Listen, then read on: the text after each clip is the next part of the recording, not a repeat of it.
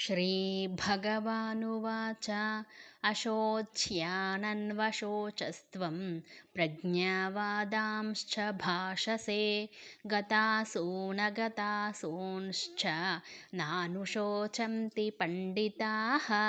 न त्वेवाहं जातु नासं न त्वं नेमे जनाधिपाः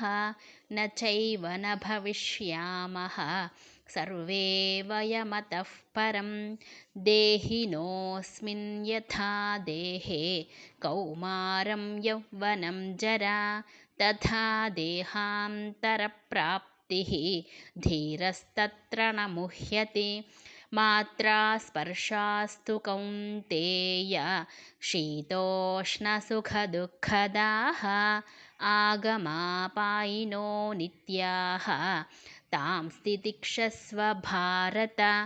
यं हि न व्यथयन्त्येते